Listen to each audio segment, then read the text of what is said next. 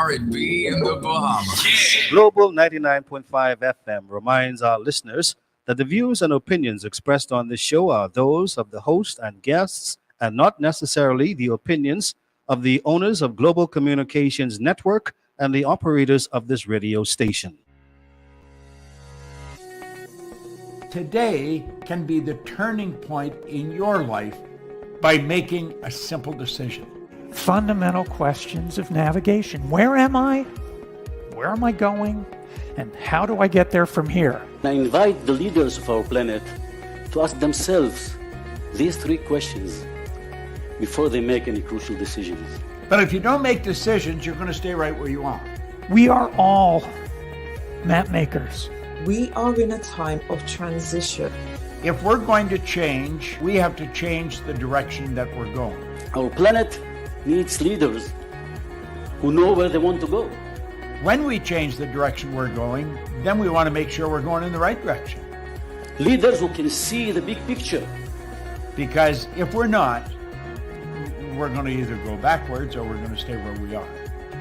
Recognizing the psychological and the spiritual shifts and changes that need to be made, often from the inside to the outside. To be able to shape your future, you have to be willing and able to change your paradigm.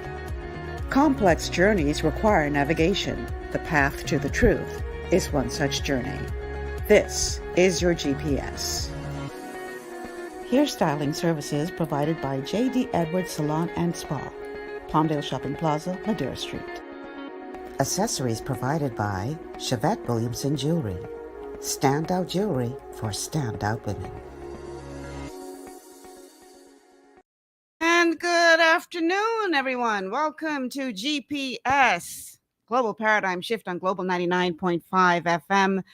Michelle Malcolm in your company on this TGIF open line show. You know the drill. Every Friday we do an open line show where we invite you, the listening audience, to be a co-host of sorts, because we are sort of using your guidance as to what we're going to be talking about today. Now, I always prepare something just in case y'all hi-hat me at the beginning of the show. Because, it's a 2-hour show. And so in case y'all decide to be shy at the beginning of the show, I've obviously prepared a couple of clips. So we're talking about the week that was. This is what we're talking about every Friday. This is what we do. We give you an opportunity to talk about the things that matter most to you, and talking about the week that was here in the Bahamas. And today is going to be no different than any other Friday. So welcome to this TGIF show. At the very beginning, I'm going to throw out the telephone numbers to call if you have a comment or question that you would like to ask, or 326-0271, 326-0271, 326-0271, or 326-0272, 326-0272. 326-0272, and our WhatsApp line 824-9952. 824-9952 is the WhatsApp line. So, and we're also streaming live on Facebook and on YouTube, so you can go ahead and put a little comment there if you'd like on our Facebook pages, and we will respond in kind, or maybe we'll just go ahead and put your comment up on the screen for everyone to see. So, a lot happened, a lot going on this week. This week, obviously, the big story is apart from what's happening internationally, with Russia invading Ukraine, which obviously is going to impact us no matter how you slice it. But here at the home front, the big story is the ongoing convention of the Free National Movement. As you are, I'm sure, aware, the Free National Movement has been in conference now. Today is the third and final day of their convention. And by the end of the day this evening, we should know who the new slate of leadership is for the official opposition party. We know that Michael Pintard is the leader. That is the one and only position that went uncontested during this convention. And so there will be a new slate of leaders by the end of the night. And everyone will be watching to see who will emerge as the new face or faces of the Free National Movement. And there are some who say that, and I gotta temper what I say, because people just get a little touches. But there are some who would dare say that. Anyway, I ain't gonna say that. I can be nice, but there are a lot of people who clearly the party leading into this convention was splintered. It didn't take a genius to figure out that they had some internal issues as a result of that terrible defeat at the hands of the Progressive Liberal Party at the last election. I mean, winning 7 out of 39 seats is not a good look. And a lot of people lay the blame for that humiliating defeat at the feet of the former leader of the Free National Movement and former Prime Minister Hubert Alexander Ingram. And there are many who, as you go through the town, you hear the talk about how the FNM was allowed to get into the position it was because the men that surrounded him didn't have the kahunas to stand up to him. And so they allowed one man to run the party into the ground to the place where it was resoundingly defeated at the polls. And then there are some who argue that, you can't put the full blame at the feet of Mr. Minnis because no government has won 2 successive terms in the last several elections. So how you view this depends on where you sit. But one thing that we have heard quite a bit about Mr. Minnis is that he tends to lean on the petty side, that he could be a bit petty at times. And I have a clip that I want to play, and it's just a short clip because it shows the interaction between, and I know many of you already see this multiple times because it went viral. But this particular clip shows the interaction between Mr. Minnis, or the lack of interaction between Mr. Minnis and his former deputy, Peter Turnquest, that happened at the convention a few nights ago that raised several eyebrows. And all it did for many was confirmed what people have been saying, which is, this party is splintered, but Mr. Minnis is the king, is the lord of pettiness. And when you watch this video, I want you to watch Mr. Minnis's body language, but I especially want you to notice Mr. Turnquest's body language at what appeared to be a snub by his former leader. Let's go to that clip.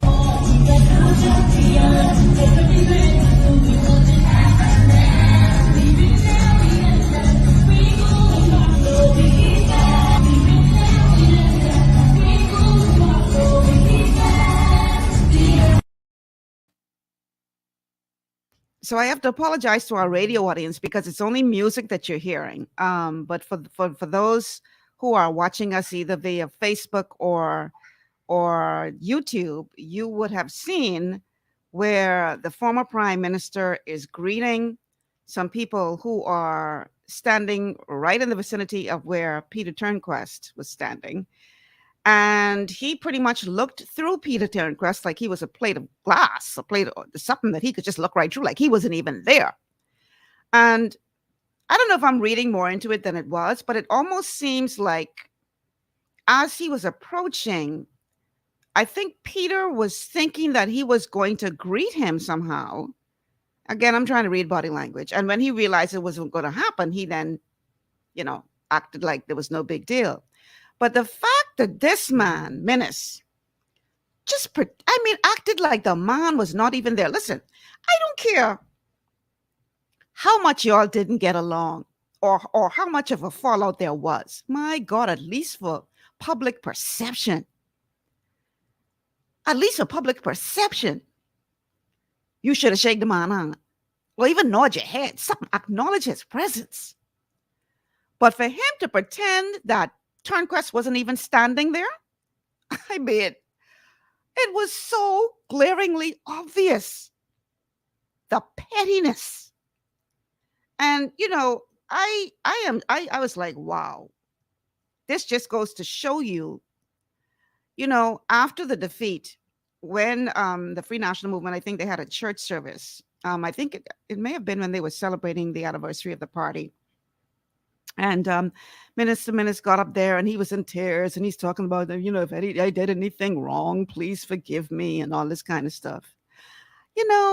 I ain't buying it, because I'm not convinced if he was crying because he was sorry or if he just was crying because he lose.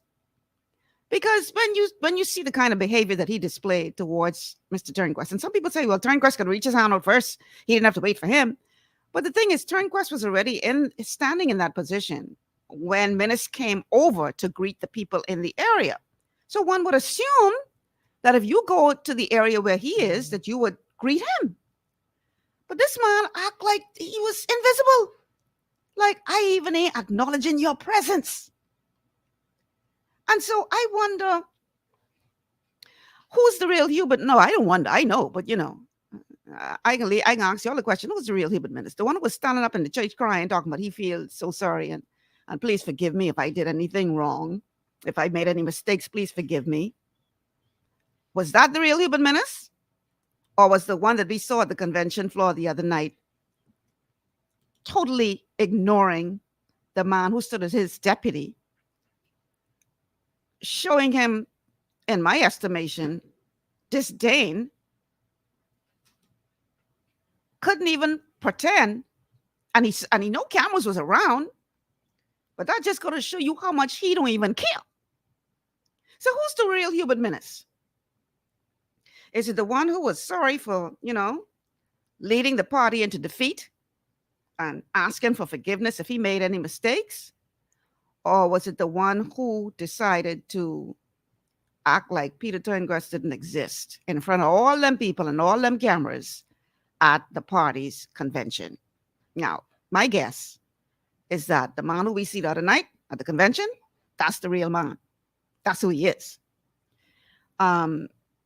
And it's just sad, because you would think that after such a humiliating defeat, that he would humble himself a little bit.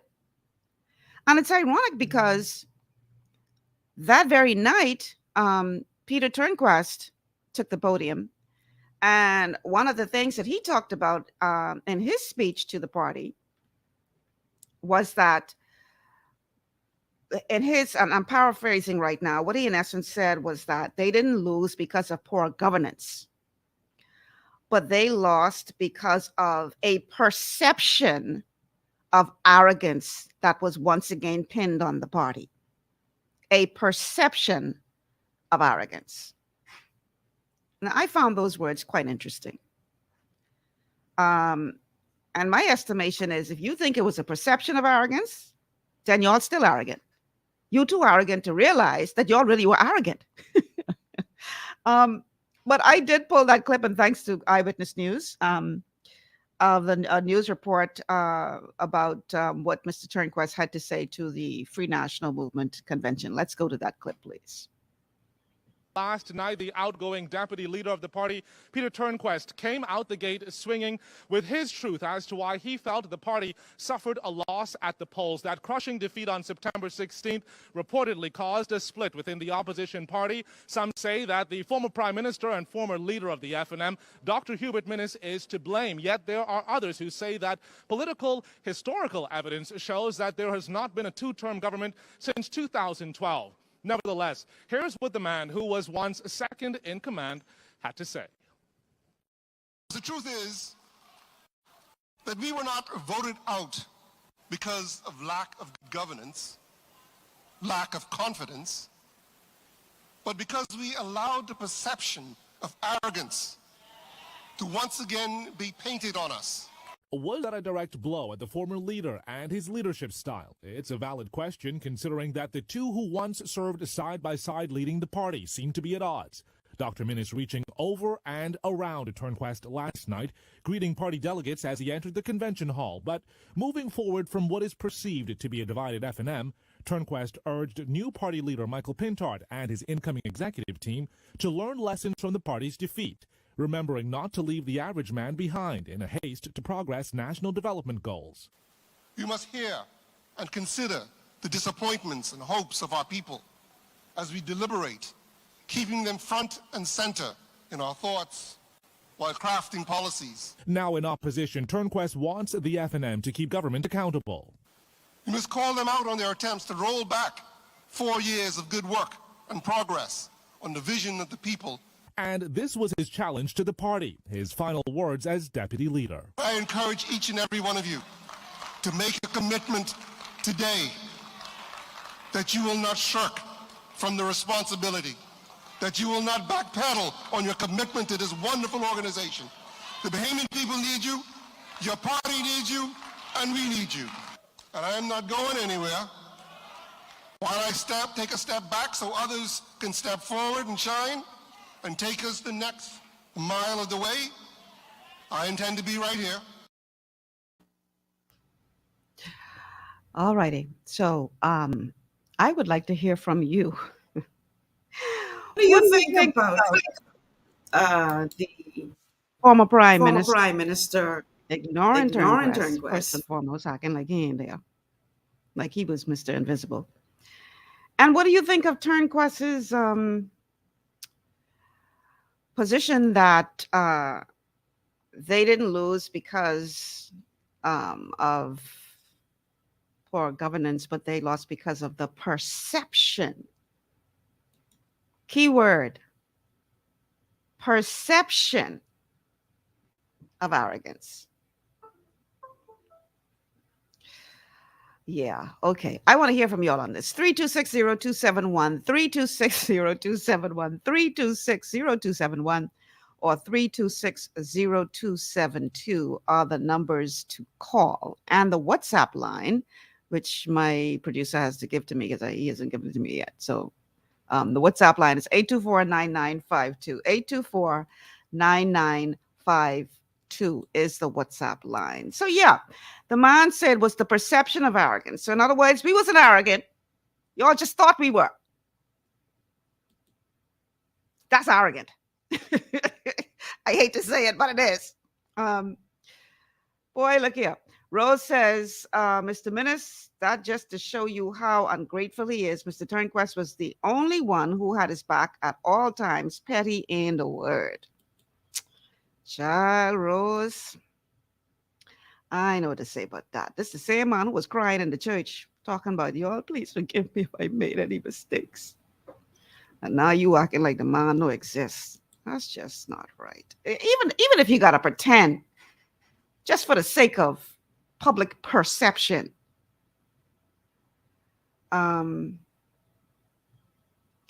So Siobhan says they lack reality. Perhaps he suffers from gaslighter personality. No, I just think that they just be in their own little world and they can't, you know, I think it's something they just spray in the House of Assembly when they get in there, because it seems that, you know, people just go in with good intentions and then they just get in there and they just drink the Kool-Aid or whatever they spray in the air, and then they just become removed from the reality that the people face.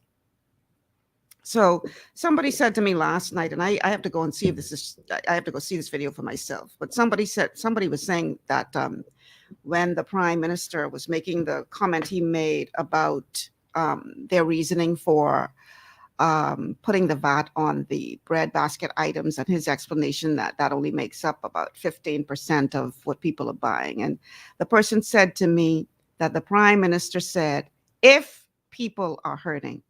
And I say, no, man, he didn't say that. She said, Michelle, I'll send you the video. I said, he could not have said if people are hurting. She said, that's what he said. Like, he don't know people are hurting. Now, maybe we being too hard on, you know, these politicians, and, you know, because it's hard to, I mean, you have to, when you're in the public eye, but especially when you're in politics, you have to be, it's like you're walking on pins and needles not to say the wrong thing, because it could be, you know, misconstrued, what's the word I'm looking for? Twisted, right? So maybe he didn't realize quite what he was saying if he said, if people are hurting, because I can't believe that Brave Davis don't know people hurting. I know you know people hurting. So maybe that was like a slip, some kind of how, a Freudian slip, right? But It's almost like they get into these positions and they become so removed from what people are really going through, and they have people who are clearly advising them who maybe were never in tune with what people are going through, because whoever advised, for instance, the prime minister that this is a good move to put VAT on breadbasket items because that's only 15% of people's grocery bill, clearly can't relate to the person who's struggling, who only could afford to get the breadbasket items, if anything at all.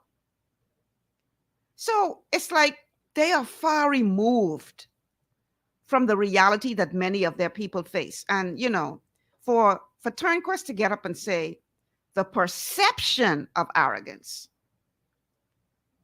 tells me that he still don't believe that they were arrogant. And that's scary. That is, boy, anyhow.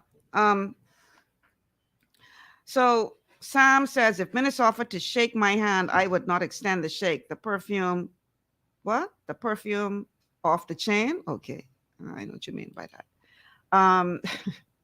Rugga Wang says, they ain't have no heart for poor people. They never been poor. No, that's not the case. Some of them have been poor. It's just been so long ago, they clearly don't seem to remember. Siobhan says, struggle with the truth mentality. Wow. And Ragawang again says, the grandson of farmers, if medication and 77% of you are sick. Well, that's another thing. VAT on medication. Yeah. Listen. But that's where we are. So I don't know, folks. I just think that we gotta, they need to understand that, perception, you can't just say perception of arrogance when you lose at the rate that you lost. That's some heavy perception. That goes beyond perception. And if you are right, Mr. Turnquest, and it is only perception, then y'all really got some work to do, because you clearly are out of touch with what people are feeling and thinking and needing to hear and see from you. If you really aren't as arrogant as you appeared to be, and I'm not speaking to you specifically, but to your party, then y'all got more work to do than I thought. Because it really means you out of touch. Now, I believe y'all just arrogant. But it is what it is. So Rose says, Michelle, I could have seen if Mr. Turnquest was in the second row, but Mr. Minnis pushes his way between Turnquest to shake the person hand in the back. It was so obvious. It was so obvious. And, it's just so petty, man. Petty. Like, what did it take off you to acknowledge the man? You ain't got to like him. You ain't got to go for drinks. You ain't got to hang out with him. But my God. And like I say, if he do that with all the people around, all the cameras around, wow. That's all I could say is, wow. That's very deep. But I don't know. Y'all quiet on me today. I thought y'all was going to call and say something, but ain't nobody saying nothing. Anyhow, the numbers to call, 326-0271, 326-0271, 326-0272, 326-0272. Somebody call now on 824-9952, 824-9952, which is the WhatsApp line. I'd love to hear from you guys. It is an open line show after all. So this is a TGIF show when we, want to hear from you and your thoughts on what, the week that was and what we are facing here in the Bahamas.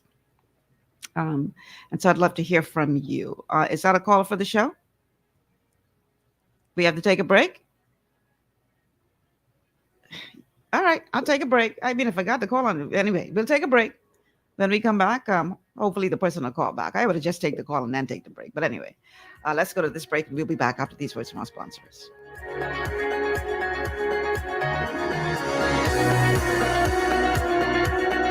Understanding your microbiome, also known as your gut ecosystem, can change everything you thought you knew about nutrition, digestion, immunity, and metabolism. Keeping your gut ecosystem healthy and balanced is essential. Ultimate Microbiome by Longevity was specifically formulated to optimize this ecosystem. It provides the advanced support your gut needs through prebiotic, probiotic, and postbiotic supplementation. Our unique blend of probiotics includes Lactobacillus and Plantarum, healthy bacteria that can help prevent harmful bacteria from taking over your gut. Increasing your gut's population of beneficial bacteria creates a more balanced gut microbiome, which has been shown to aid in weight loss, skin health, sleep, mood, and may even help with seasonal allergies. Ultimate Microbiome also promotes the production of postbiotics. Postbiotics are key to help regulate your gastrointestinal health. To enhance digestion, Digyzyme Multi-Enzyme Complex, a blend of 5 specific enzymes, has been added to Ultimate Microbiome. It can help break down food so your body can better absorb nutrients. Plus, we've added our proprietary I-26 Hyperimmune Egg Powder to aid in the elimination of disease-causing gut bacteria and help your body balance its immune response.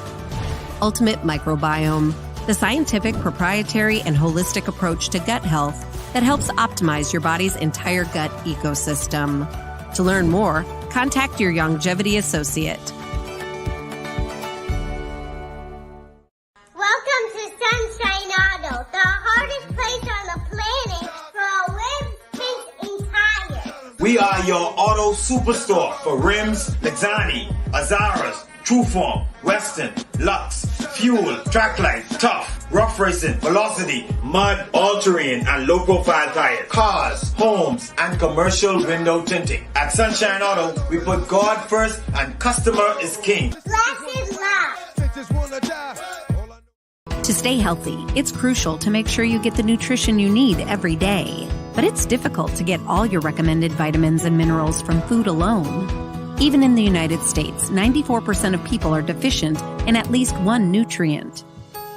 Beyond Tangy Tangerine 2.0 by Longevity is a simple, convenient, and affordable way to help your body get the essential nutrients it needs.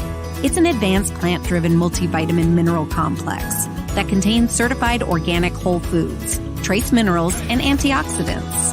BTT 2.0 supports your body's natural defense system with a proprietary blend of energy-boosting and body-loving nutrients, plus prebiotics, probiotics, amino acids, and enzymes that support digestion. With an unusually high ORAC score of 8,000, you get even more antioxidants to help combat free radicals that can cause damage to your cells. But to get the most benefit and value from any multivitamin, your body must be able to break down the nutrients so you can fully absorb them. Otherwise, they'll just pass through your system without doing any good. Beyond Tangy Tangerine 2.0 was specially formulated with synergizing cofactors to ensure you get maximum nutrient absorption. Beyond Tangy Tangerine 2.0 is the easiest way to give your body the balance and complete daily vitamin mineral supplement it needs for optimal support of your overall health. To learn more, contact your Longevity associate. This portion of GPS is brought to you by Tiki Bikini Hut at Junkanoo Beach. Great food, cool tropical drinks, and family fun in the sun. And welcome back to GPS Global Paradigm Shift on Global 99.5 FM. Michelle Malcolm in your company. Always a pleasure to be here, especially on our TGIF shows. I love these shows because I like to hear from you. And speaking of which, we have somebody on the line. Let's go to the phone lines. Caller, welcome to GPS. Hi, Michelle. How are you? Excellent. How you doing? I'm great. I saw you last night. You look wonderful. I mean, like a little baby face and everything. Oh, thank you. Yes, you really look great. Thank you. Yeah. Just minutes of just being who he is. He showed people who he was a long time ago, and sadly, a lot of people didn't believe what they saw. They didn't believe, and the other evening was just. I didn't expect much for him in relation to his, because it was rumored that there was shaky anyway when they served together. Yeah, that's true. In governance, and in reference to the former Minister of Finance and Deputy Prime Minister, his words. It's just, I guess, for when they say just speaking to the people in your bubble.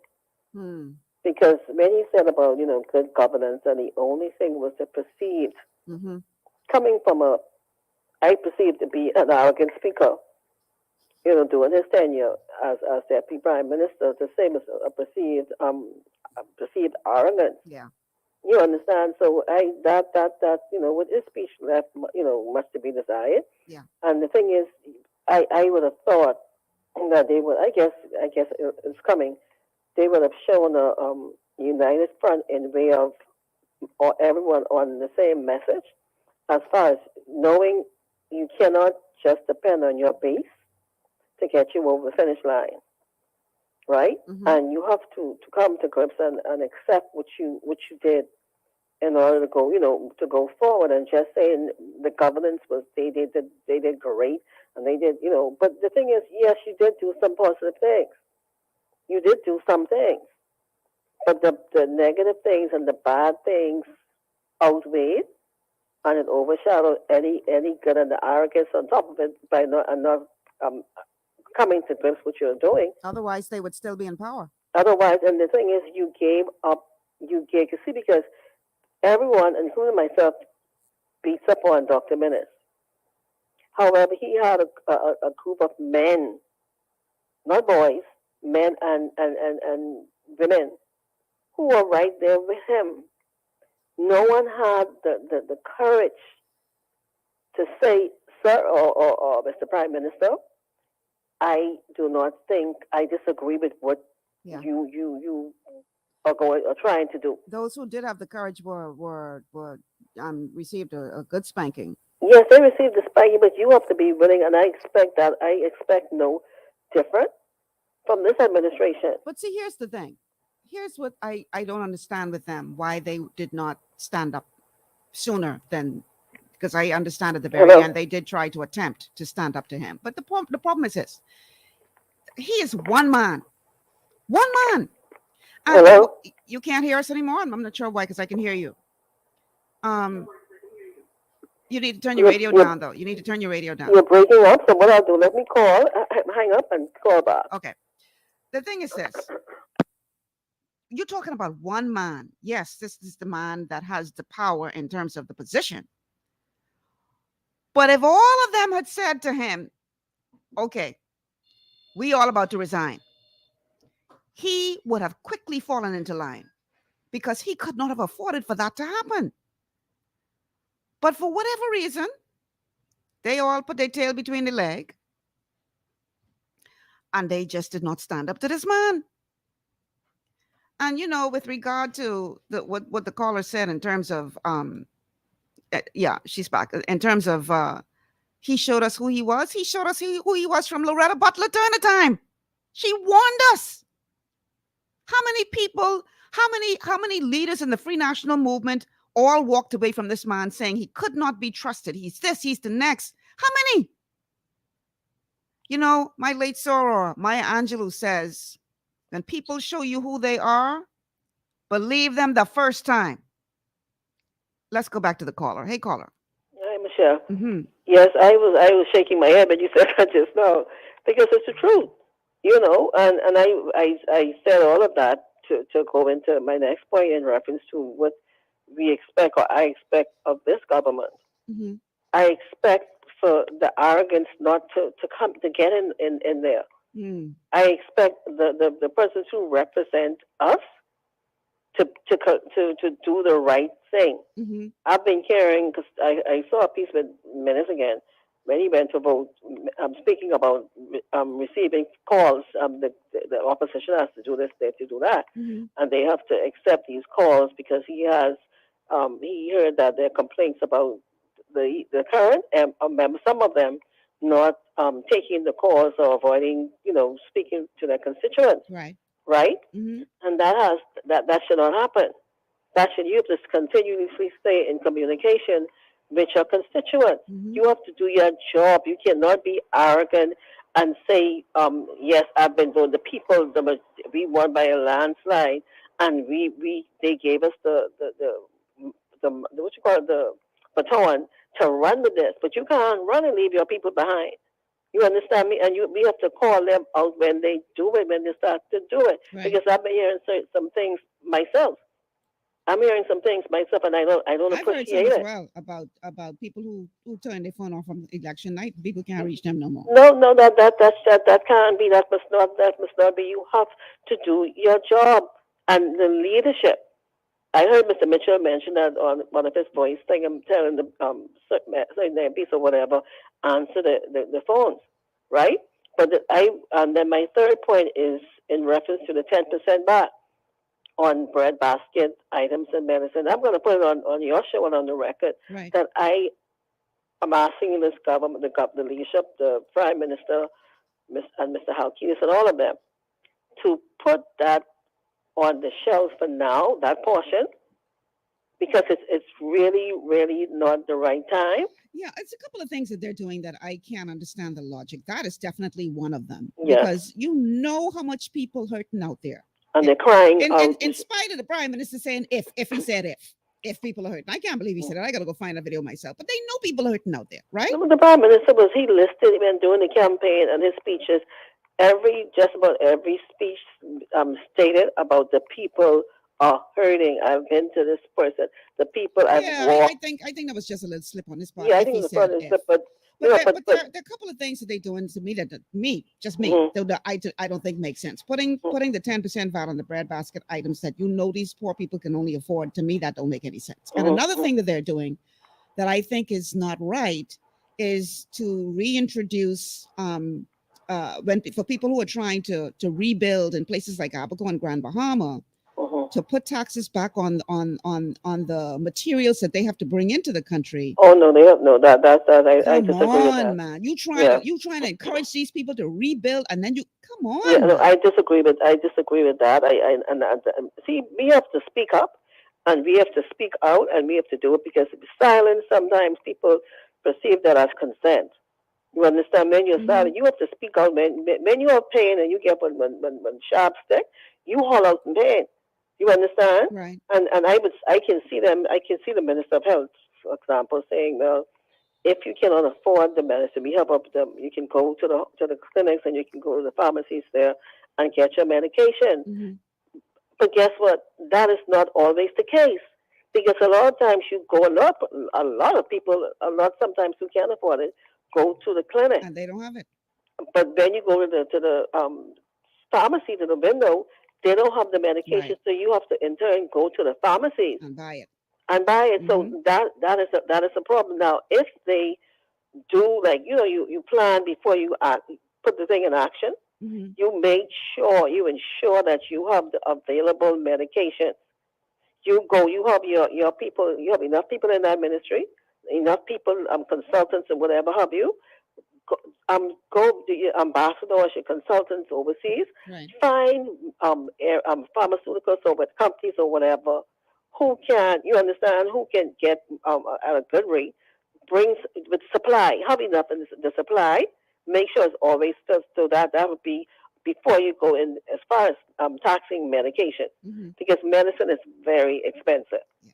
Even the natural stuff, if you understand, it's expensive. And my last point. With the foods, they say, well, you can go to social services and you can get your foods, your stamp or your voucher. You still have to take these things to the food stores. So they may be giving you whatever they give for the people, right? You still have to go to the food stores. Some people, when they go to social services, sometimes they don't qualify. So this thing is hitting us, and so this thing is hitting us from affecting us from all around because children are in school. So listen, caller, I got another call on. Yeah, but but thanks for taking my call and have a good weekend. No worries. Thank you so much for calling. But you're right. Let's go back to the phone lines. Caller, welcome to GPS. Good day, Lady Michelle. How are you? Excellent. How you doing? Wonderful, wonderful. What a wonderful show. This is my first time calling your show. Thank you. Miss Malcolm, mm-hmm. for the love of me, I don't know why the Bahamians don't call a spade, and put these colors down, and let's go after the quality and character of whom we elect. Yeah. Every show you go to, they hollering out, oh, I don't understand what they're doing or why they're doing it, and they say on the campaign trail, The bottom line is it doesn't matter who gets on that bus, the F&M or the PLP. The owners and the drivers in the background are the same. So when they get in there, the owners then tell them, okay, you in now, this is what we want you to do. Wow. The Amos need to get it in, Ms. Malcolm. That is what's happening. 50 years of the same thing, and we still asking the question, oh, I wonder why they do that. I wonder why they do that. That's what they say. You still there? I'm listening. Yeah, we need to face the truth. You understand me? Yeah, I know you love the PLP. Yeah, I know you love mama them go up, but mama them done gone long time now. And these fellas still using the divide and conquer technique to get ahead of the Bahamian people. You think they raising, she talk about 10% VAT? You know who that VAT designed, what that he designed for me and you? That designed for them merchants to make their money. Me and you got back. Well, not the rich people. You know, with regard to that, what you just said about it is designed for the merchants to make their money. Even the voucher system, and I don't know if voucher is the right word that's being used. But why not, and somebody correct me if I'm wrong, why not make that redeemable in the small mom and pop shops as well? Or is it, or has that been done? There you go, my darling, as beautiful and as smart as you are. Oh, by the way, I just go for course of it. I saw a picture of you on Facebook. That's the Michelle Malcolm that go to school. You used to go to school. What school do you speak? Look here. Look, I'm out drop open, Miss Malcolm. But anyway, that's what the other day. Listen, that's the reason why they ain't give the money to the small man like C.B. Moss and Walter Hanschel and thing when they had it to give to the small men. That's the reason why they ain't giving the vouchers to the small man. They put on there where you got to go because it's not designed. It's only the big retailers. I mean, the unless something change what I know about, and you know, the big fellas. I might have missed the news item when they announced that you could go to the smaller shops. I don't know. Did I miss something? No, you ain't missed out because the small half of the smaller shops don't make the kind of money in order to redeem with all these taxes and stuff like that for the government. The smaller shops will be happy if me and you miss a trickle in there to go get something. Right. But this designed for this whole system is designed to keep the burden on the back of the minority and the majority of people. You understand me? And I'm going to give them a lesson. I keep saying this, but nobody listening. They're seeing too much colors. When Sir Lyndon Oscar Penland was a young upstart, and they realized that he had won and he was getting his foot wet. Mugabe called Lyndon Penland to Africa because you know Mugabe was one day to run him out of power at 80 or 90. Right. He taught to Lyndon Penland the divide and conquer technique. That's where he learned that from? That's I tell you the story. You sure about this now? Because I want you come on the show and not say what you ain't sure about. I remember when I remember when Mugabe came to the Bahamas. I was a young reporter then. This ain't nothing could incriminate nobody. My daddy tell me this. My daddy was a politician. Okay. He taught Sir Lyndon Penland that. Tell him, if you want to keep them down, you divide, put your foot on them and conquer them. Right now, Penland came back to the Bahamas, but he didn't implement that right away because he was still reigning. But when he got sick and he realized there's a good chance this sickness may do me in, he called Perry Christie and Hubert Ingram to his bedside. And he told them what Mugabe told him. And he said, Perry, you swim back to the PLP, and Hubert, you go to the F&M because you know Kendall realized if I'm trying to get Perry or Hubert to lead the F&M long time. Now, how your daddy know what was said in that room if he wasn't in the room? How your daddy know these things? Listen, politics, that's politics. Coach, he makes some strange bad fellows. So Perry went to the PLP back when we was calling woman and all that, and Ingram gone to the F&M, and Penland said, between the two y'all always have the Bahamian people, whichever side they go. Stop, man. Stop. And I keep telling the Bahamian people that, but they ain't listening. Stop it. They ain't listening. Who's going to Olives every Friday night when one of them was in power to pay for the two of them together? Who people always seeing in Olives? Anyhow. Hubert Ingram and Perry Christie. Oh, that's not, I mean, business. They were law firm partners, so that's not a surprise. And Thank they you. both came up under the PLP. We know that. Thank you very much. Thank you very much. Anyhow, And until God rest the dead. I don't know if I believe. well, I that, agree, that, but then that Penling, sometimes that Penling would send Hubert to the F, and I don't know if I believe. it was out in the open. Hubert refused out in the public. He wasn't going to the FNM. They used PLP, but obviously he ended up there. Eh? Anyhow. Okay. Well, anyway. Anyway, darling. Thanks for taking my call. Thanks for calling. Right. The telephone lines to call 326-0271, 326-0271, 326-0271, or 326-0272, 326-0272. Listen. One thing the caller was right about. The PLP back in the day, man, look here. You know, every time coming up the election, Roots could be airing on that desk. They used to divide and conquer thing, boy. Look here. If it ain't broke, don't fix it. That worked for a long time. Before a younger generation came up and say, man, look here, we ain't no Roots. What have you done for me lately? You know what I mean? But that worked for a very long time. But I do remember when Mugabe came to the Bahamas. I do remember covering that as a young reporter, that official visit by Mugabe. This is before he sort of went down the path that he went down. Mugabe, I'm talking about, in terms of being the tyrant that maybe he always was, but in the beginning, when he visited the Bahamas, I don't think that he was at that point, the tyrant that he eventually became. Because, when it comes to politics and power, boy, look here, some people will do anything to hold on to that power. And I think Mugabe was corrupted by the power and just turned and became notorious for his inhumane way of leading and treating his people. And like the caller said, he had to get run. So yeah, but I don't know if I believe that Prime Minister Pinley said to eventual Prime Minister Ingram, you go to the PLP, and Christie, you go to you go to the FNM, and Christie, you go to the PLP. I believe that. I don't believe that.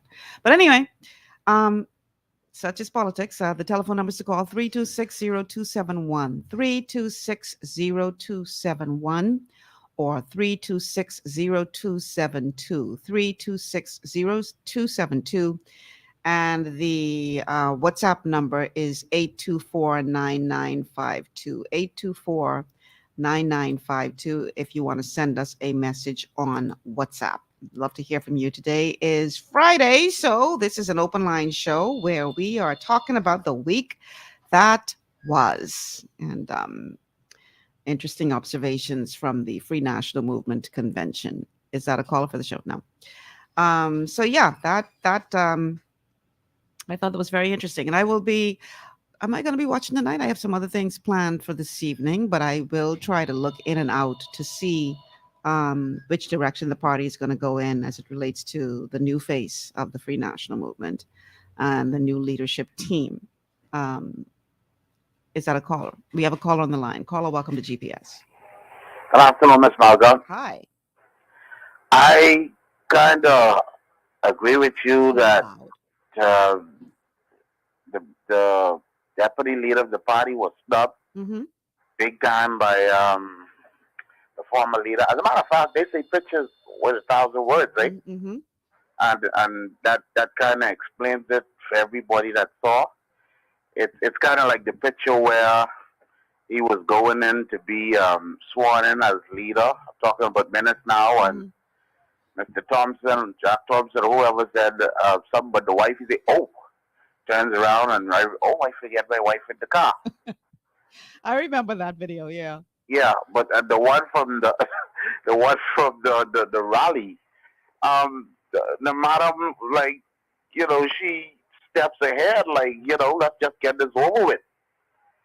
So with the arrogant part, Miss Malcolm, I believe, as he was saying it, and I sat down just saying to talking to the TV, buddy, that was arrogance just by you saying it. Thank you. The mere fact that you said it, proves you're arrogant. As a matter of fact, it borderlines on narcissism. Oh my God. Yes, because over the past 4 years, it seems as if Dr. Minnis and his cycle in cabinet, they talk down to the Bahamian people. They don't talk with you, not even to you. They spoke down to you. We way up here. Caller, you notice how before the election, how Minnis used to talk so bad to the press and, disrespecting people and, he ain't got no time at a date. And then after the election, all of a sudden, he got so much to say and so open to the press. And I'm like, everybody with a WhatsApp or a camera or Facebook or mic, anything with the press. All of a sudden, you got so much to say and you so open. Thank you very the same much. People who you were disrespecting before. Yes, and the man gone early in this term to a conference about media and talk about to the people in the conference. When I listened to Adrian Gibson, you heard that one, that speech? I did not. Man, everything was about I and me and I do this and they try to do me and I was like, he realized it's a national convention and we talking about what the party did and whatever. Let's say the party did it. I lay pipe from Sims to this and I do this and this and I and what I do when I was at the... I was like, man, these fellas so arrogant, man, till they don't even realize what's going on around them. And I would recommend or challenge this present government. You need a dissenting voice in the room. Put an opposition in the cabinet. When I say that, I mean out of your caucus.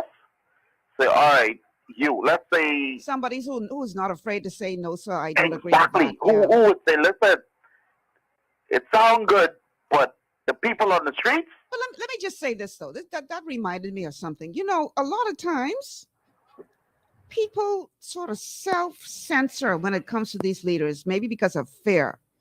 Okay, I'll give you an example. When I used to work at ZNS back in the day, I got assigned to cover Prime Minister Ingram. And I traveled with Prime Minister Ingram all over the world. And there was this particular instance where there were two assignments that were very, very close to each other. This was the time when we had just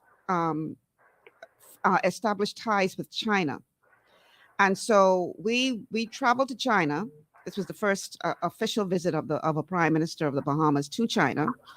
And I went along with the prime minister's entourage, and my cameraman and I were left in China because my responsibility was to produce a documentary on China to introduce China to the Bahamian people. So there was another reporter there who was covering the visit, and my job was to create this documentary. So the prime minister was only there for a couple of days. My cameraman and I were left there.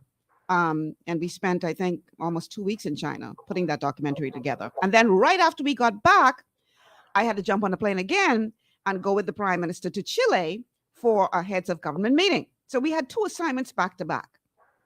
And at one point, the prime minister said to me, Miss Malcolm, I want you to produce the documentary on China first. And I respectfully said, I'm sorry, sir, but I do not think that is a good idea. And he says, why not? And I said, because the heads of government meeting is a timed event. That's a dated event. The documentary is not dated, so that could air at any time. But by the time I complete that and then turn to this will be old news. So respectfully, sir, I would like to do this first.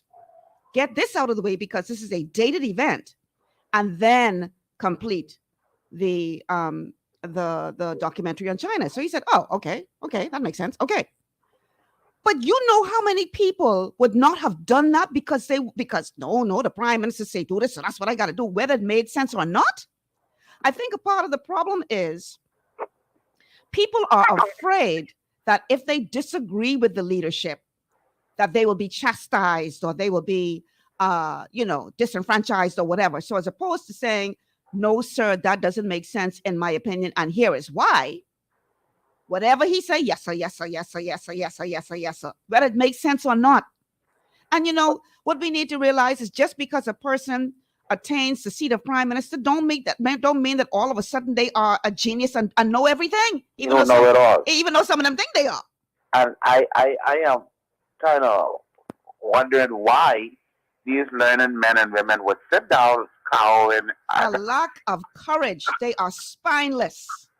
yes, and because when the campaign was going on in 2017, and they talk with Minister speak Minister, and this the FNM bragged about he have a team. Look at this team. They would always call the DC of the Angler, Jeff Lloyd, Marvin Davis.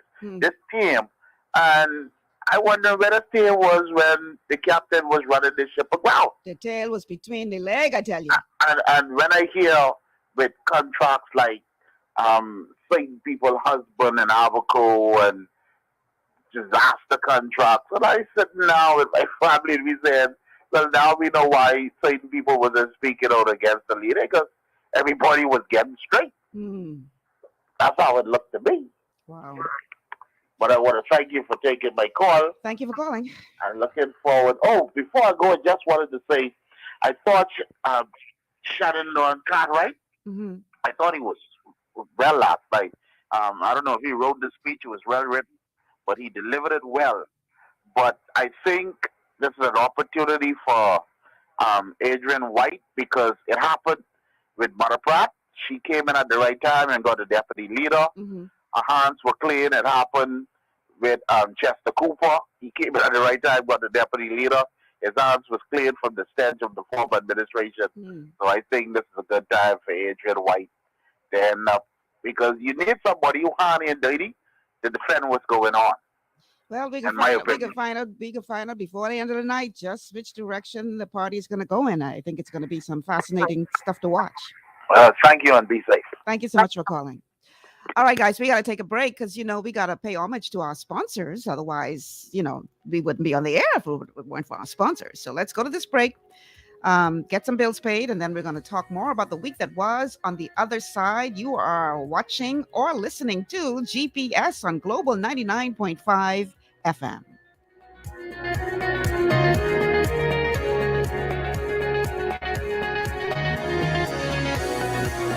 Your body's immune system is under constant pressure from things like stress, lack of exercise, and toxins in the environment. It's crucial to be proactive and support your immune system with the nutrients it needs to function effectively. But it's often hard to get these nutrients from food alone. Introducing fast-acting Zinc Plus Immune Support by Longevity.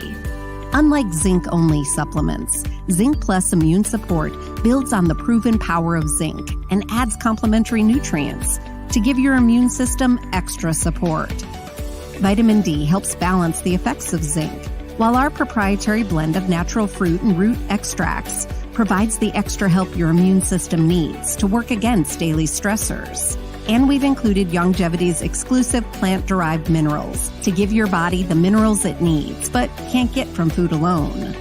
And because Zinc Plus Immune Support is delivered in a great-tasting, sugar-free, berry-flavored lozenge, it encourages quicker absorption of all these nutrients into your body. Zinc Plus Immune Support. Zinc plus the extra support your body needs to promote a healthy immune system. To learn more, contact your Longevity associate. Welcome to Sunshine Auto, the hardest place on the planet for rims, paints, and tires. We are your auto superstore for rims, Lexani, Azaras, Trueform, Western, Lux, Fuel, Tracklight, Tough, Rough Racing, Velocity, Mud, All-Terrain, and low-profile tires. Cars, homes, and commercial window tinting. At Sunshine Auto, we put God first and customer is king. Blessed love. It's gotten harder and harder to get your daily requirement of vital nutrients from food alone. Without additional vitamin and nutrient support, your health and well-being can suffer drastically. That's why Z-Radical was specifically formulated. It combines a blend of antioxidant-rich vitamins, minerals, and botanicals with the protective powers of fucoidan to help fill the gaps from lack of nutrients in your foods. The core of Z-Radical is fucoidan, a naturally occurring polysaccharide that helps stimulate immune reaction, protecting you against inflammation and oxidative stress. We harvest this powerful mineral-rich nutrient from brown seaweed, harvested only from the world's most pristine ocean waters to ensure the purest quality. It's then extracted using cold process technology to ensure maximum levels of bioavailability. Then we add essential vitamins that help to protect your cardiovascular and nervous systems and are crucial for optimal immune and neurological function. Z-Radical also includes a proprietary blend of delicious antioxidant-rich fruits and berries. This great-tasting combination helps your body combat free radical imbalances that can contribute to a variety of degenerative conditions like arthritis and heart disease. Z-Radical. Experience the power of fucoidan with antioxidant-rich berries, 8 essential vitamins, and more to provide you with potent health benefits. To learn more, contact your Longevity associate.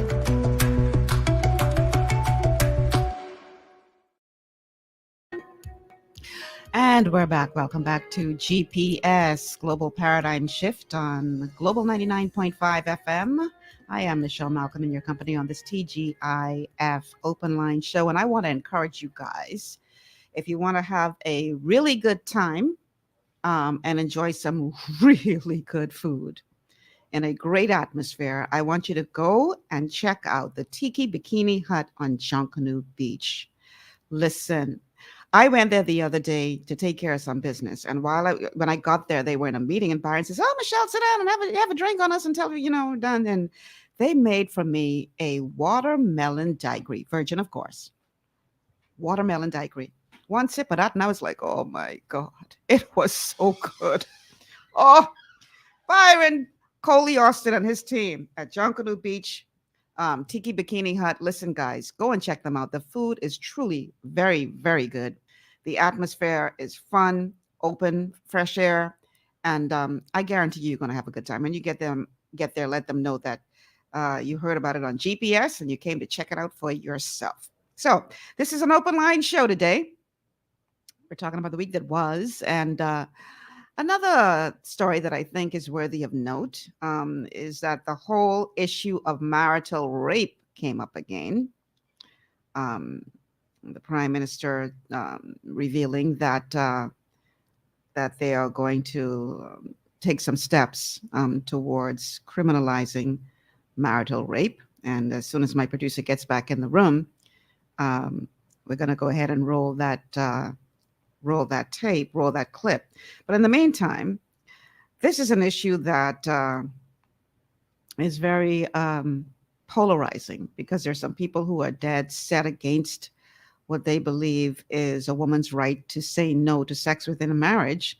And there are others who say, listen, as a human being, I should have the right over my own body. Well, I want to read this report from eyewitnessnews.com.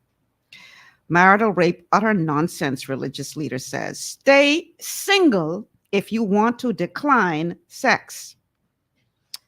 Scores of Bahamians take to social media to weigh in on long debated issue. Listen to this now. A former associate pastor of Pilgrim Baptist Temple received some public rebuke yesterday after making several statements that rape is not possible in a marriage. And if an individual wishes to maintain the right to decline sex, they ought not get married.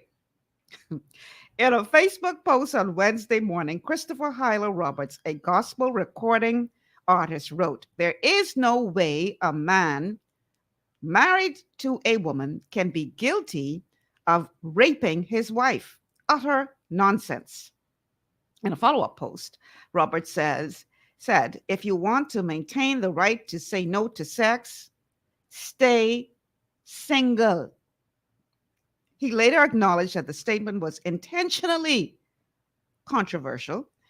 The original post received close to 100 comments and just shy of 350 shares. And while many expressed shock at the sentiment and rebuked the statement, others agreed. Some suggested that the issue was more complicated.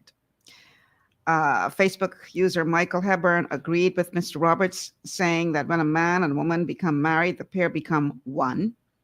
He suggested that the government ought to repent for making a mockery of God by considering the criminalization of marital rape. Alexandria Deshay Roll said forced sex is rape, no matter the circumstances. But plenty marriages are highly abusive, so yes, it is possible. And here's an interesting statement. This one from Bahamas Constitution Party servant leader Ali McIntosh, who said that marriage and rape should not be in the same sentence, as duty-bound women will submit to their spouse and men will submit to the relationship if the need is there to wait. She said only sex after violence involving the beating and wounding of an individual is in marriage should be considered rape. Let me read that again. Only sex after violence involving the beating and wounding of an individual in marriage should be considered rape. This definition is considered in both the Sexual Offenses Act and the Domestic Violence Act. A woman who submits her will to a man in a marriage cannot withdraw it every time she wishes. She is duty-bound to lovingly submit when the time for loving is required, and he equally must submit to the relationship if there is a need to wait. The godly marriage relationship will never have to have this conversation. So this week, Prime Minister Davis said recommendations derived from the National Gender-Based Violence Law Review Forum held last week will be brought forward and enacted once the cabinet deems them appropriate. And he said his position is clear, that rape is rape. Let's go to that clip. Whether you call it marital or otherwise, rape is rape. The nation's leader, Philip Davis, doubling down on his stance on marital rape. This as he says the Bahamas could see changes to public policy within his first term as prime minister. I don't want to get into the description of rape. And I think, and I've given the Attorney General the mandate to follow the recommendations that will flow from that conference that was held last week by the Ministry of Social Services, and we'll see what the recommendations are from there, and we'll move to enact what laws that is recommended by them to the Attorney General that is deemed appropriate by the Cabinet. Prime Minister Davis was referring to last week's National Gender-Based Violence Law Review Forum, where he expressed grave concern over bringing the country's law up to date and in line with Bahamian values and global treaty obligations. We determine the way forward as to what adjustments we have to make to our laws on the issue that are inequitable between the genders and any other discriminatory laws. Following 2 months in office, Mr. Davis tweeted that marital rape is wrong and that the country remained one of the few in the world where this was not recognized in law. His tweet also went on to add that should there be a change in this regard, he supported there being a national conversation. But is this a discussion the country is ready to have? This as the failed 2016 gender equality referendum, where the 4 questions were overwhelmingly rejected, largely reflected the attitudes of the Bahamian people. Press Secretary Clint Watson addressing this issue back in November. Governments can put legislation in place, but if it's not the will of the people or it's not what people want, then it's not effective. It needs to incorporate many other organizations like the church, civic groups, women's rights groups, marriage groups. It has to incorporate a national conversation. The Davis administration previously stated that its legislative agenda in 2022 will focus on several key policy initiatives, including the Sovereign Wealth Fund, carbon credit regulation, BAMSI, financial management, cannabis, and anti-corruption. The Prime Minister defending their agenda against critics who may not agree with what's foremost on the list. Not everything is achieved through the parliamentary or legislative regime. There are many initiatives that don't require what I call parliamentary intervention for the purposes of enacting laws. So it is important to understand what do they mean by legislative agenda, what legislation that they think we ought to have been producing or presenting or laying on the table that has not been laid. We have our agenda and we are moving by our agenda. Where our initiatives require parliamentary intervention by way of legislation, then the legislations will in fact be laid, tabled, debated, and passed. Okay. So, yeah. I definitely have my opinion on this, but I want to hear from more people who are in the marriage. Because, as a woman who has never been married, I have some very strong views on this. But when I express my views, I'm often told, Michelle, you've never been in a marriage relationship, so you just don't understand. What I do not understand is how is it that once you say I do, and I believe in the Bible, and I believe the word of God, and I believe the two should become one and all that stuff, right? But how is it that once you say I do, that no matter what your partner does, you are duty bound and have no right to say no? What do I mean by that? Let's say your partner goes out and they contract a disease because they weren't checking for the rest of the vows. So they go out and they contract a disease and they bring that home.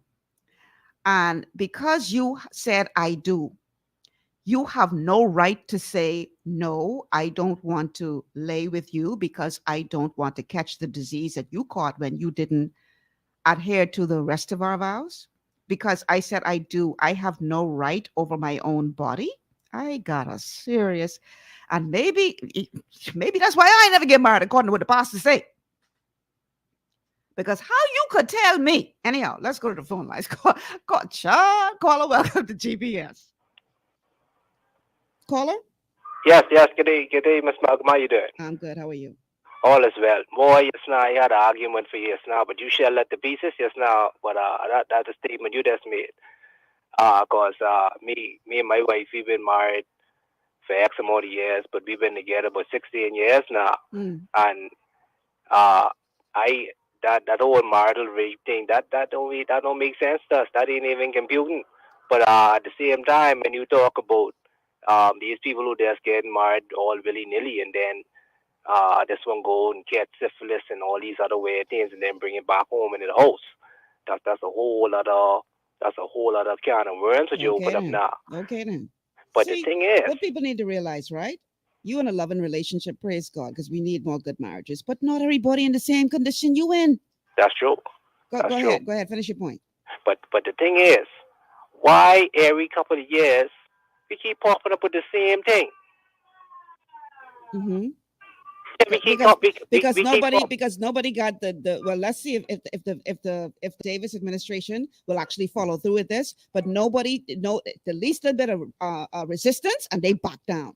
That's what I'm saying. Yeah. You see, right now, we sitting on the edge of our seat because Putin made a decision and he doing what he doing. Mm-hmm. When Trump made a decision, he doing what he doing. Let's make decisions as a country and do what we doing. Let's make the decision. But I don't know. It's come like I think I was 30 something now, so come like I gotta be 70 something to hopefully I gotta take care of myself and be 70 something to see somebody young and come up to change this country. I mean, it's sad, man. Yeah, obviously they scared of losing votes. So if the Christian councils come up and say no, then they go, So I shouldn't say that, because the Christian Council did say no against gambling, and they still gone and went against the decision of the referendum. So I shouldn't say that. No, but that was on they were singing they support, because you see only on that's Grafton Road, only church willing out there on the Crown Line in Grafton Road. I hear you. So, yeah, the politician and the pastor man, they see him. Yeah. But all right, Miss Malcolm, I can finish listening to the show. I want these people log on to Hawaii. Thanks for calling, eh? I'd love to hear from more of you on this marital rape issue, because, like I say, I never been married, so my view is skewed to how I think I should have rights over my own body. But I never been married, and the two shall become one situation. My only thing is, don't only become one in that. You understand what I'm saying? Because people like to pick out what they will pick out of the Bible and pick out what they will pick out and then ignore everything else. So don't only become one with that. How about you become one with everything else? And quite frankly, if you were truly one with everything else, then I dare say that there would be no reason for you to have to force yourself on your wife. Now, I understand why some people men are they're wary of this, because they say, y'all women could be a little petty and spiteful when you were ready, and we may have a falling out, and then you try use this against me and falsely accuse me of raping you and cause me all kind of embarrassment and all this kind of stuff. But my response to that is that I would think that, as in a rape, just rape in general, there has to be some burden of proof.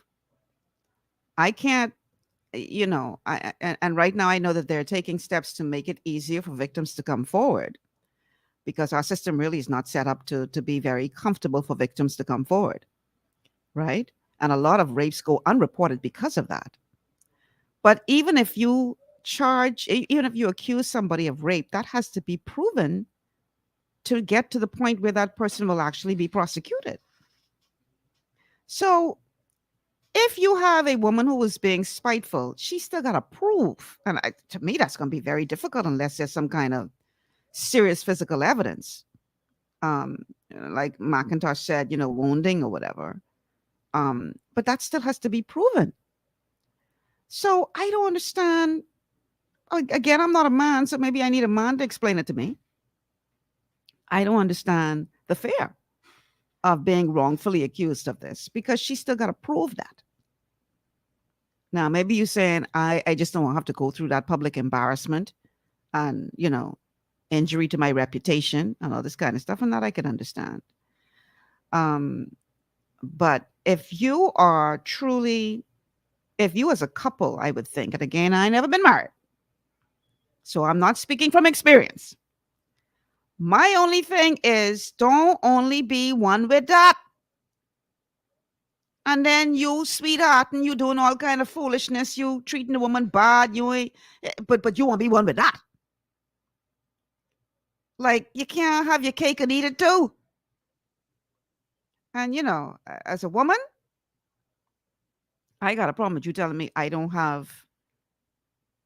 Anyway, they say the two become one. So maybe, again, I'm not qualified, I guess, to talk about this, because I've never been married. But as a woman, I know how I would feel if you're telling me I have absolutely no control, no say over, no sovereignty over my own body. So whatever he do or she do, because, it's a two-way thing. It ain't only, women being affected by this. So whatever your spouse does, they could go out there and do all kind of foolishness, but you're supposed to perform your wifely duty. Boy, y'all got to be joking. Anyhow, I'd love to hear from you on this, especially you men. Please call me and school me today. 326-0271, 326-0271, 326-0271, or 326-0272, 326-0272, or the WhatsApp number is 824-9952, 824-9952. Love to hear from you and hear what your views are on this very polarizing subject. I get it. It's very, very polarizing, but it's something that we obviously need to address. Caller, welcome to GPS. Hello, caller. Hi, good afternoon. Hi. Yeah, I was listening to your show. Okay, when you get married, right? Your body isn't yours anymore. But the thing about it is, you have to be a loving relationship. You have to love each other. Mm-hmm. And if your spouse isn't in the mood or isn't feeling well, you should have that love in you to realize that you have to wait until they feel better or whatever. You should be, but what if you're not? What if you're not? Yeah, you should not force yourself on the person. Okay, but there are circumstances where that is happening, so that woman just got to suffer through that. Yeah. Wow. But I think they should go with the rape thing. I'm not against that, right? But if you have love in your marriage, the man loves the wife and the wife loves the man. I mean the husband. I don't think that'd be a problem. I agree with you, but yeah. So this law, obviously, while it, if you're in a loving relationship, then you ain't gonna have to worry about it. Don't apply to you. But unfortunately, there are a lot of people who are not in a loving relationship. Who are not. Let's be real.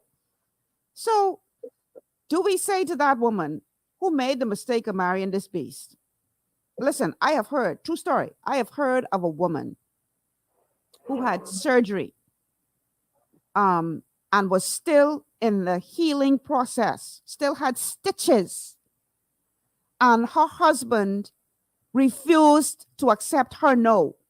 So she had to, true story. So she, from what she said she had to do, she went out and she got masking tape to put over the stitches so as to not to tear her stitches so this man could have his way. Now what? Yeah, yeah, that's wrong. That's wrong. That's wrong. Yeah. So clearly, not all men are in, not all couples are in a loving relationship like you are. You got some people who come on, man. So what are we? If you'd like to make a call, Okay, please hang up. we lost that caller. So what are we supposed to say to the people who are not in this loving relationship? Who, the two shall become one. Okay. How about becoming one in everything? Not just in that. But anyway, we have another caller, right? Caller, welcome to GPS. Hello, good day, Michelle. Hey. How you doing? Good. How are you? Rachel, holding on. Good day to your listeners. Before I make my opinion, remember last week or week before last when we was talking about the journalist, them who was being appointed and stuff? Uh-huh. I think someone might have sent in a text saying Julian Gray or something, but I believe Jillian Gray. I believe the name is Giorgio Bain. No, Giorgio Bain and Jillian Gray are two different people. Jillian Gray was hired by the government. Okay, not Giorgio? She may have been as well. There's several people. Oh, gee, that's a lot of them. There's several people. This thing with the marriage bill, right? Uh-huh. Yeah, that's unfair and that's wrong for anyone who have to go through those things. Them like how you mentioned the lady. You say it's a real story, they ain't just talks, right? Oh, true story. That's so sad. No one should have to go through that, man. No one. Not even a dog should be forced. Listen, I believe the PLP, this new day government, they have to bite the bullet, and I think they can do legislation without having a referendum. I don't think they'll get it through a referendum. And some people will say, I think the smart thing to do maybe is wait for the second term. If Boy, if they wait for the second, then might never come, because you see what's yes, going on. not only that, one more person being hurt or forced is too much. So maybe on another term it'll be too late. But so they might have to bite the bullet and pass this through legislation through Parliament and don't go through a referendum because they mightn't get it that way. How you feel about this, man? How I feel about what? I hear you say you never was married, right? I tell you how I feel. I feel as a human being, I should have sovereignty over my body, even though I understand the vows that the two and what the word of God says, the two shall become one. But my thing is, you can only become one in one thing, and then you ain't gonna become one in everything else. No, but listen, even if you take the chance and getting married, right? Some people say it's a gamble, right? You're a smart person, even if you ain't had all the education or nothing. Did they get an avenue? It's called divorce. Tell me something. Why what you feel about that? You don't think the ladies, if they feel like the man or they're doing something, might bring something home or what? Why not just divorce him? It's not that simple, caller. It ain't that simple. It ain't that simple. But you're losing everything. That's like asking why people stay in abusive relationships. It's not. It's not just black and white. It ain't that simple. Sometimes people make decisions for different reasons. Yeah. See, I'm not saying it's a good decision to stay. And you can't blame them for making the decision. No, that's their right to do it. But what is the smart thing to do if your life is in fear or your life is in danger? Again, caller, and that's the avenue. Okay. Me and you playing around. They ain't Give me one second. Me and you sitting down, looking on the outside in. It's easy for us to say that, right? Yeah. But if you're in a situation where children involved, not just children, not just children involved. All kind of stuff. The man is the chief breadwinner, but more importantly, he has systematically worn you down to the point where you believe you have no self-worth. See, so all these things we got to take into consideration. So if the lady was more financial and she was the breadwinner, then you could understand a divorce, innit? Like I said, this is a multifaceted problem. That's all I'm trying to say. It's a multifaceted problem. Either we worry about what we losing, or we try to save our life. It ain't that simple. Listen, me and you could easily say that. I could say that. Okay? You could say that.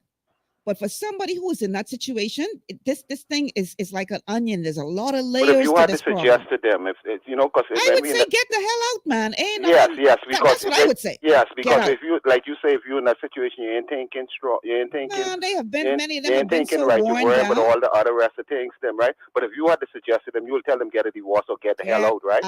Get Yeah. out. Oh, tell me something. You only if you don't, you may end up living in a box. That's what I'm saying. That's what I'm saying. And check this out. How you feel about this?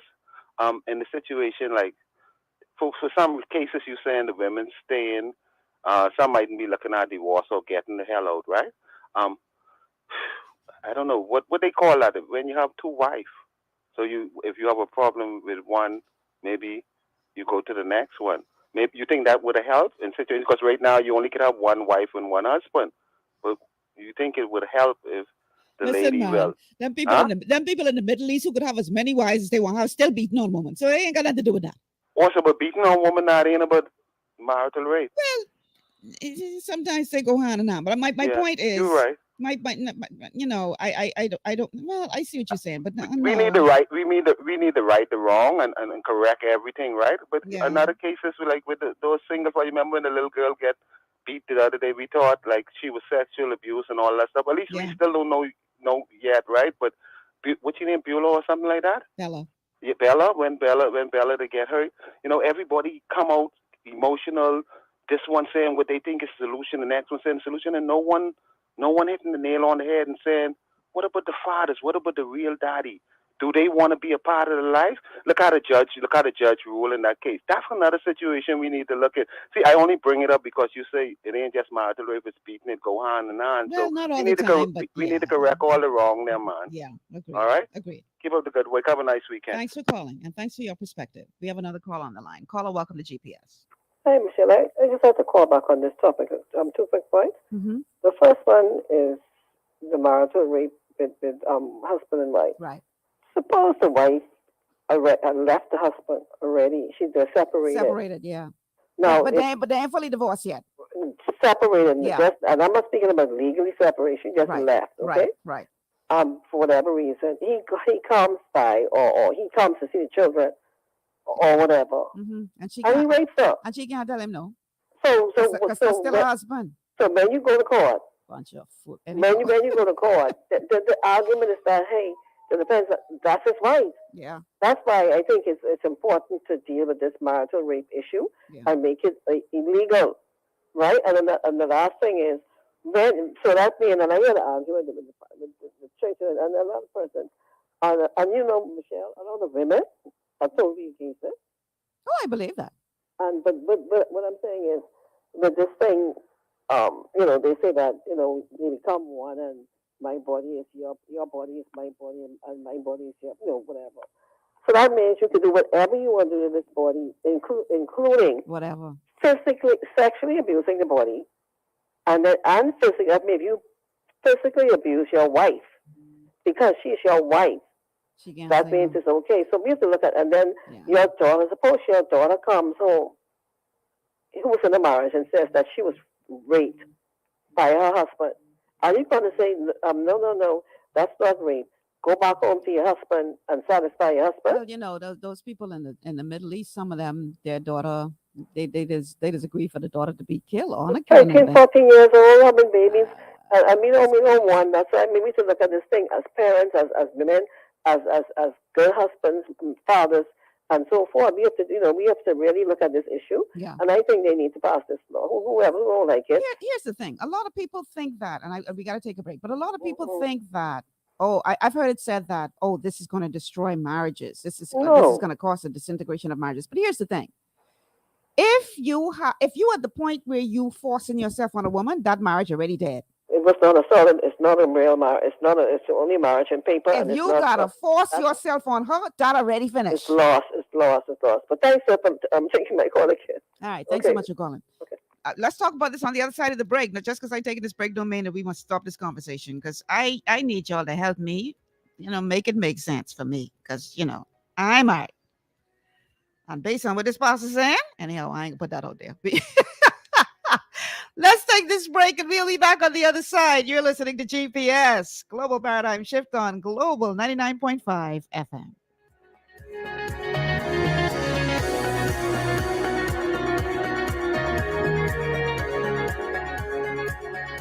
Follow us on all social media. Like us on Facebook at Global 99.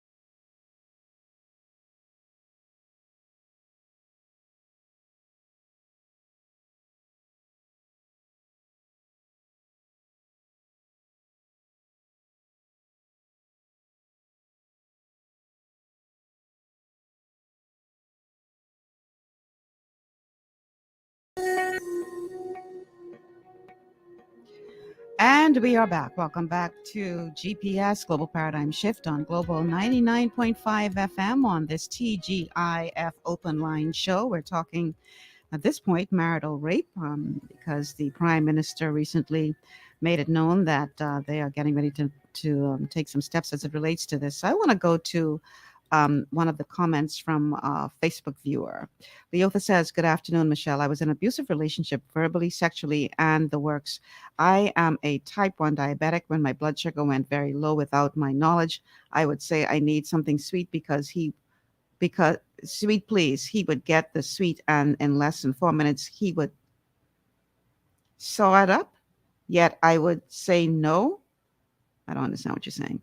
It would take about an hour for my body to recuperate. He would jump on me. To God be the glory I got out of that relationship." All right, good for you. This is such a touchy topic. I know. People don't like to address it, and it is very polarizing. I get it, but it is something that needs to be discussed. And when you consider that we are really dealing with what is known as a rape culture in this country, where too many males think that it's okay to force themselves on a woman, and so much so that our numbers are among, I believe I heard on the news the other day, the highest in the region as it relates to sexual assaults. Something got to be wrong with that picture. And Minister of National Security Wayne Monroe said that the government hopes to put in place procedures to make individuals more comfortable with reporting rape and sexual offenses. And he was responding to the recent reports that reveal that the Bahamas has the highest rape rate in the Caribbean and the world. Let's go to that clip before we go to the... All right, let's go to the caller first. Caller, welcome to GPS. Yes, Ms. Malcolm, good afternoon. Hey. You just said that the Bahamas has the most highest rape case, right? And give us an idea. What are you talking about? 100 per capita? What are you talking about? I don't know what the numbers are, but that's what the statistics revealed. You see, and that's our problem. We always jump on things. Let me just say this to you. What do you mean by that? No. What do you mean by jump on things? What do you mean by that? I mean, we speak about how we are such a high rape capita, but we don't understand that marriage is honorable. That it's not every man abuses his wife. Nobody said that, but what does that have to do with us having the highest number? Because you're making it seem like to get into marriage you got to be careful because you could end up getting raped and all these different things. Did I say that? You're applying it. You're applying it.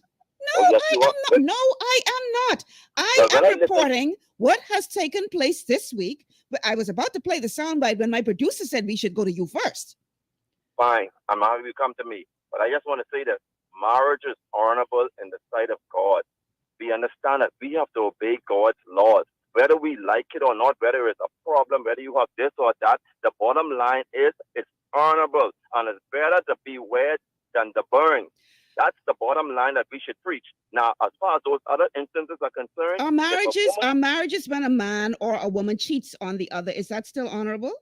no, we never said that. If the man goes out there and cheats, then the wife has the choice to go and divorce him, like the last caller said. Okay. That should be something we should always respect. A woman can't just sit down and get abused. That is foolish. Okay. Okay. So we always saying is that at the bottom line is don't disregard people saying don't get married. And my friend Michelle, I never said don't get married. I never said that. Well, Michelle, I would really wish the day come when you tell me that you are on the verge of going to find a husband. You understand? Because that's what God wants you to do. Okay. Listen, that might come sooner than you think. But let me put it this way. Let me explain something to you. Okay. I'm not anti-marriage. I don't want you to believe that in any which way. I am not anti-marriage. Amen. But I am for a woman's right to have sovereignty over her own body, because there are circumstances that occur in some marriages, not all, right, where a woman can be in danger if she does not say no. That's why she has that choice. She can go out there and get a divorce. Okay. So she could go out and get a divorce. So let me ask you something. Okay, so he comes. He forces himself on her. She ends up with some kind of disease or something or whatever. She goes and files for the divorce, but he gets away with forcing himself on her because they were married at the time. One thing you missing, Michelle, is this: there is a God. He is gonna judge him. Vengeance is the Lord. So we could say the same thing about the fellow who raped the girl. Then there's a God, and he can judge him too. Oh yes, he will, because no judgment could come upon him now because he's already gone. There's no judgment. We fighting and carrying on doesn't make no sense. Leave it to God. No, sir. No, sir. Almighty God. If you could say that about every crime, then why we have judges and court and law? Why? Now, see, Michelle, now what you're doing is you're going contrary, because you know there's laws of the land. There's laws, and if somebody do a crime, they will be judged. But I'm saying to you, as long as that person is already gone, there's no way the law can deal with him. I talk about who already gone. I talk about who right here, right now. What you mean already gone? Then Miss Michelle, if they're here and they can go before the court, by all means, let them go before the court. I'm not disputing that. I would never tell you not to let them go before the court. Okay. I'm only saying to you that vengeance is the Lord, but that's why we have laws in our land, Michelle. Exactly. And we have to abide by them. Exactly. You understand? There's laws. Exactly. Okay. Yeah. So we ain't gonna run on too long, but I appreciate your show and taking and always, I'm always here listening to you. Thanks for calling, man. Thank you. I don't want anybody for 1 second to believe that I'm anti-marriage. I am not. I'm not anti-marriage. I think marriage is a wonderful thing. If you're in a good marriage, too many people are in bad marriages and catching eternal hell and smiling through it because because society tell them they got to be married. And let me tell you something I do have a problem with. Let me just use this as an example. When I was working in Bimini, one day I was in the community, and I was talking to the guy who drove the tram at the time. And so he says to me, "Malcolm, you have any children?" I said, "No, I don't have any children." "You never been married? You don't have no children?" I said, "No." "Boy, you're an unlucky woman, eh?" I look at him, I say, "Anything gonna be look unlucky to you?" We have this thing in this, not just this society, in society where if you as a woman, you have never been married or you don't have children, oh my God, it's the end of the world. How about now? How about you could be accomplished and happy within yourself? I have a serious problem with people who believe that you are less than if you've never been married or I use Oprah as an example. With all that woman has accomplished, somebody asked her the other day, "How come you ain't never get married?" Like that is the pinnacle of success for her. And this is why a lot of people end up getting into bad marriages, because of the pressure that society tries to put on them. Because if you ain't married, something wrong with you. But see, I don't buy that. So if the Lord bless me with a husband, praise the Lord, hallelujah, thank you, Jesus. But I ain't losing sleep at the end of the day until it happens. Let's go to the call. To the phone lines. That's another show. That's a good show. That's a topic. All right. Caller, welcome to GPS. Hi, how you doing? Good. How are you? Okay. Listen, man, I'm listening to you. Let me ask you a question. And I know you're the host, but because I've been listening to you, I just want to throw this across to you. Do you believe that the Bible says that spiritual poor and all that goes with it, right? But The Bible says what? I didn't quite understand. The Bible says that through better and for worse. All right? Oh, you're talking about the marital vows. Yeah. Does the Bible say that, or is it the vow? That's what God says when they got married and that's a vow that they took. The vow, okay. But that ain't in the Bible. It's not in the Bible? No, that's a vow. That's a vow Do you that you prove take. that it's not in the Bible? Have you ever read it? No. Okay, then you can say there ain't nothing in the Bible. No. Oh, I read through the Bible every year. You asked me if I ever read it. I thought you meant have I read that scripture? Where you find that in scripture? Okay, I'll get back to you on that. But let me say this to you, madam. You know, men in love forever. I don't believe that a man should beat a woman. But you have to understand one thing. Right. That bad times don't last forever. I mean, say if you're going through some changes, better or for worse. These are some of the rules and the regulations that you have to deal with when you get married. So if a woman is in an abusive relationship, she should just stick it out because things don't be bad always. You're right. It might end when she dies. But when you kill her. Sad to say that might be some of the case. But don't always look at the woman. I've seen the woman rape me before. You understand? So don't always try to down the men. That the men, all you're doing is talking about the men. But what about the women? Generally speaking, you're right. It does happen, but generally speaking, men rape women more than women rape men. Now, you ain't got no record to prove that. Oh, some men don't want to speak about it. I'm not afraid to speak about it. I got raped a couple times. If you believe that, okay. I'm serious. Okay. All right. But it says for better and for worse. The Bible does not say that. That is a vow that you take at the altar when you get married. Okay, we take it as that, right? Girl, you're hot today. You're hot. But listen, I look at it like this. I don't feel that a man should mistreat a woman. I have daughters. I don't feel that a man should mistreat a woman. Mm-hmm. But you always remember that if we're talking about God's rules and regulation that He put on us, then we got to be careful what we say, because what God spoke about in the Bible about marriage, and what we're trying to imply, it's like saying the Our Father prayer. Let me ask you something, caller. Huh? Let me ask you something. Go ahead. The Bible does say, "Whom God put together, let no man put asunder," or is that part of the vows as well? But anyway, let me ask you something. You think all marriages are put together by God? Oh no. Oh, okay. I was just wondering. Some people get married for convenience. I know for that. It says, "Whom God puts together, let no man put asunder." But we got to realize God ain't put everybody together. I agree. God ain't put everybody together. Let's look at it like this. I mean, it's like, God might put a marriage together and then break up, right? But guess what? God take you out of a situation. And what you do, you fight yourself back into that relationship again. And it never lasts. Okay. You know what I'm saying? I listen. But it's an interesting topic, and I like it. But remember that it's either good or bad, and we have to understand that God put man on the earth to rule. To rule. To rule. Finish the sentence now. To rule who? To rule what? To rule the world. Listen, God put man ahead of the house. Yeah, right? but see, listen. I ain't never read, and I read through the Bible every year. I ain't never read in the Bible no place where God give a man dominion over a woman. Oh, you missed it there. No. Dominion is the key word here. What about Adam and Eve? The Bible never says that a human being should have dominion over another human being. Go look up the meaning of dominion. Okay. Go look that up, then call me back. See, this is where we just get mixed up. Don't get too excited. You get so excited. Take it easy. You don't get it. I'm not around with you. I just try to give you my comment. The Bible never gives a human being dominion over another human being. And a lot of a part of the problem is that is that people like to use that portion of scripture out of context because they want to say, "Oh, I have the right to rule over you," because but the Bible. Go read Genesis again and see what mankind was given dominion over. Never each other. Let me ask you this: a man, you feel that a man should be in charge of a home?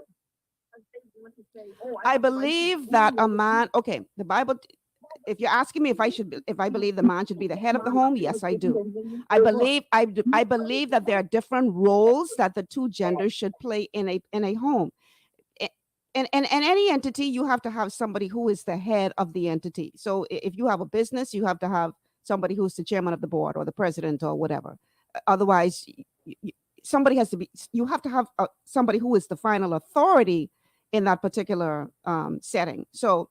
The ideal thing should be that God is the head of the man and man is the head of the home. A part of the problem is you got a lot of men who like to quote about I am the head of the home, but they ain't making God their head. I got you. So you won't come into this relationship with all of your demonic ways, but because I's the man, I's the head. So I supposed to just submit to your demonic ways?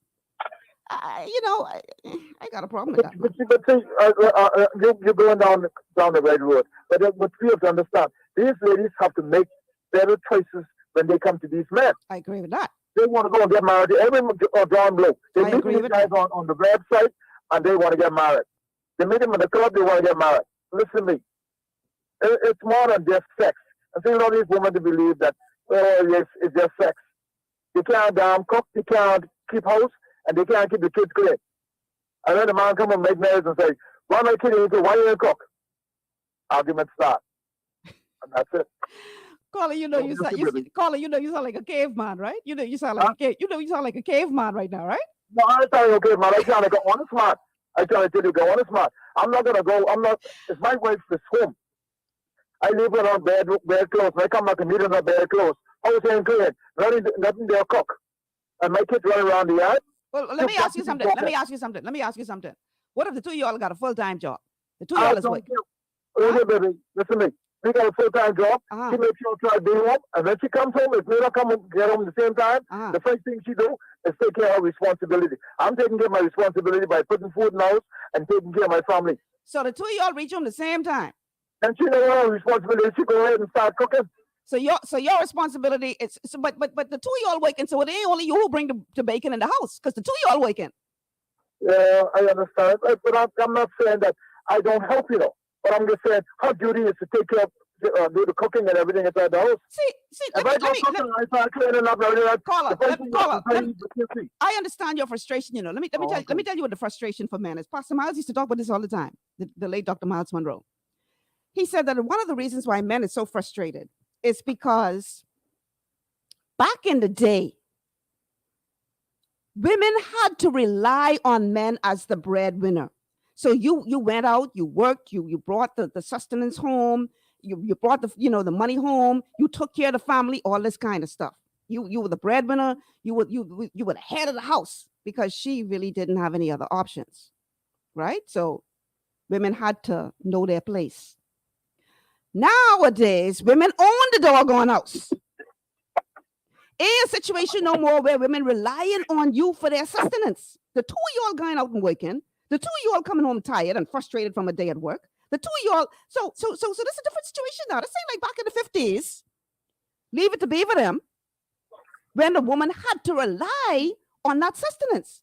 So now you're in a frustrating position as a man because you still have this spirit and you thinking that, that's your duty. But it's your duty, if that's the case, where I don't have to go to work.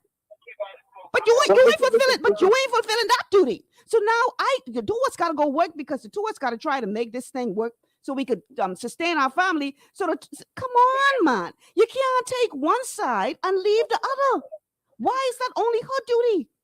When the two of you have been out to work all day. Or two of us get out together. So we must go in the kitchen and start prepare food. We must prepare the food. So let me ask you something. But you answer me when you answer another question. I about to answer your question with my question. So you're trying to tell me that because she was born with a vagina, The two of y'all been working all day. The two of y'all working hard all day. She got a demanding boss. You got a demanding boss. The two of y'all come home tired and frustrated. But because she happens to have a vagina, it is her duty to go and prepare food for you. You can't, so you saying to me that at no point will you say, well, baby, I know you're tired this evening. Let me fix a meal for you. You trying to tell me that because she was born with a particular body part, that makes it her duty? Man, look here. Y'all need to come out of the cave. I Mentality? never said that. I never said it. And I don't know where you come up with this case, because trust me, madam, it goes like this. A woman, look here, in a marriage, a woman knows her responsibility. Just as a man knows his responsibility. All right? Mm-hmm. Now, you expect for the man to go home and grab the baby and change pampers and do this and do everything. If I could see him doing it if the woman is busy, or if she says, oh, honey, I'm tired, you could do this for me, that's a different story. I can understand that. Yeah, I got to bend to that. You got to understand that. But don't come tell me that you're tired, I'm tired. Look here. You don't turn down your husband. So what you need to do then is make it so that she don't have to go to work every day. So she don't have to come home tired. So when you want to play that role. I see why you ain't get married yet. Yeah, I see it too. Trust me. With this kind of attitude, I see why too. All right. Because what you saying to me right now ain't making marriage look very attractive. I ain't gonna lie to you. It ain't looking attractive. Not what you're saying to me right now. Well, I wanted to tell you, if you smoke cigar, then smoke cigar. If you smoke cigarette, then inhale it. Have a nice day. God bless you, baby. God bless you too. Wow. That sounds like a show, man. I need to get some men in here. Let's have this. Let's juke this out. That is just the most. You see, the roles have changed, and I'm not saying that it's a good change, because I think that, and I got to be careful how I say this, because I don't want to come across, promoting something that is against the word, right? Because that's not what I'm trying to do here today. But it's no longer a situation where the man is the sole breadwinner. Women out there working just as hard as you, trying to bring home the bacon right alongside you. So when you want to talk about what is her duty, what is your duty? It can't be on the one hand where you expecting her in your mentality to be a man and put on pants and go to work just like you. But when the two of y'all come home, she got duties. And all you got to do is sit back, because you bring the bacon in the house and she bringing bacon right on alongside of you. Help me make this make sense. Let's go to the phone lines. Call up. You're on the air. Miss Malcolm, what you talking makes sense. That man, he talking a bunch of garbage. Because if me and you working, listen, when we reach home, me and you need to go in the kitchen together. Hello. And prepare That's all I'm saying. For me and you to eat. And if we can't do that, then you need to go your way and I need to go my way. You cut up the carrot, I cut up the potato. What's wrong with that? Serious. That's right. And that's what 50-50 is. Right? You ain't going with just you one. Me and you went to the altar.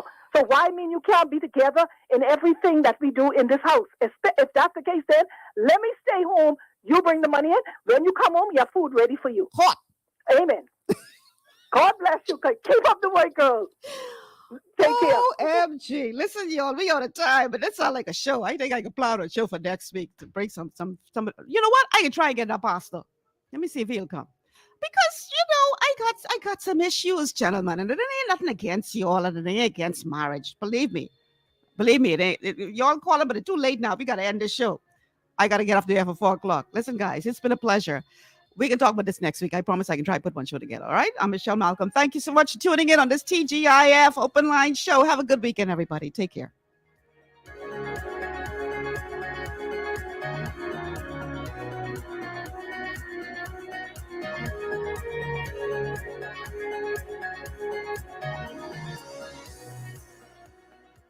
Global 99.5 FM reminds our listeners that the views and opinions expressed on this show are those of the host and guests and not necessarily the opinions of the owners of Global Communications Network and the operators of this radio station. This is 99.5 Global FM, your number one source for R&B in the Bahamas. Steve Harvey here